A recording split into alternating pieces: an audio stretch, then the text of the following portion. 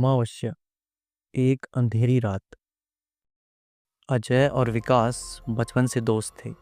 वह दोनों एक ही कंपनी में काम किया करते थे। यह उनकी छुट्टियों का समय था।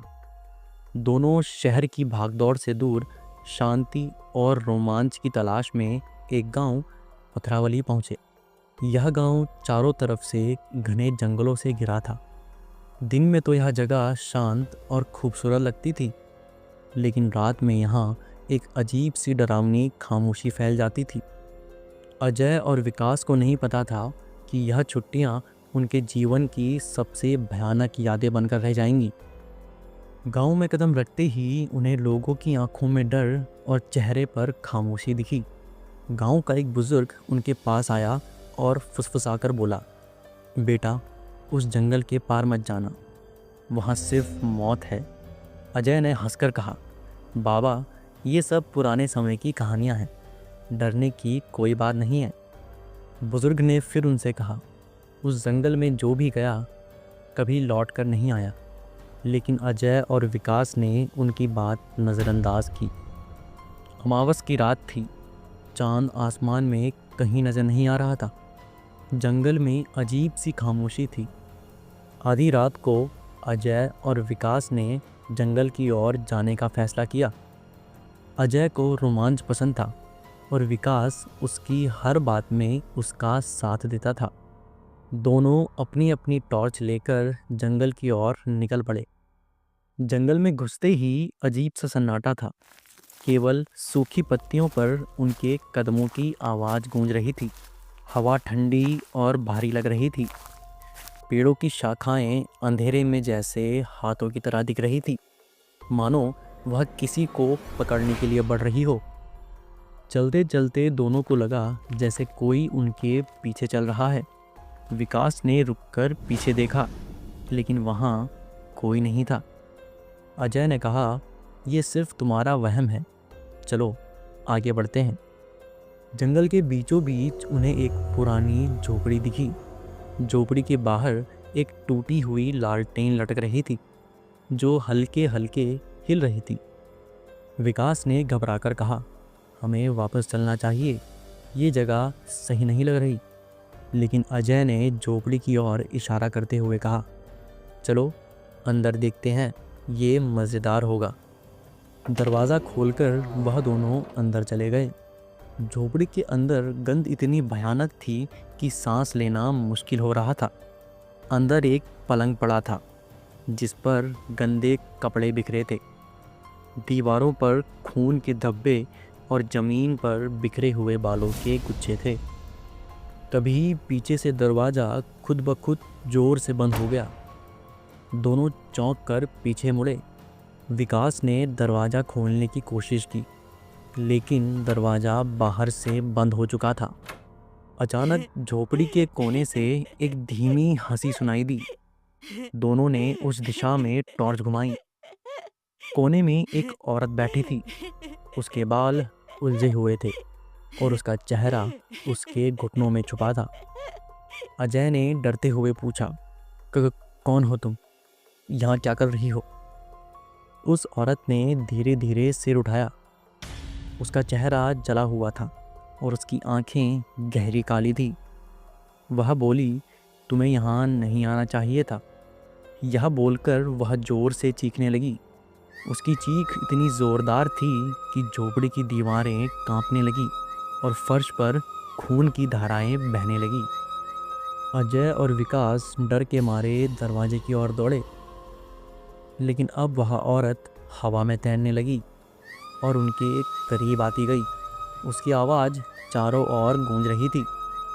जैसे ही वह अपने हाथ अजय और विकास की ओर बढ़ाने लगी, अजय और विकास किसी तरह झोपड़ी का दरवाज़ा तोड़कर बाहर निकले और भागने लगे।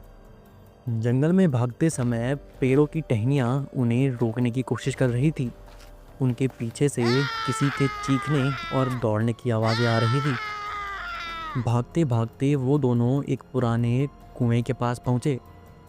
कुएं के पास एक पत्थर पर लिखा था, यहाँ मासूमों का खून बहाया गया है। उनकी चीखें आज भी जंगल में गूंजती हैं। तभी कुएं से एक सड़ा गला हाथ बाहर निकला और उसने अजय का पैर पकड़ लिया। अजय जमीन पर गिर पड़ा और जोर से चीखने लगा। विकास ने उसका हाथ पकड़कर उसे खींचा, लेकिन कुएं से और हाथ बाहर आने लगे। उनके साथ बच्चों के सड़े हुए चेहरे दिखाई देने लगे। उनमें से किसी का चेहरा अधजला था तो किसी की आंखें गायब थी। वह सब चिल्ला रहे थे, हमें बचाओ, हमें बचाओ। अजय ने संघर्ष करते हुए विकास से कहा, तुम मुझे छोड़कर भाग जाओ, यह सब ठीक नहीं है। लेकिन विकास ने उसका हाथ नहीं छोड़ा।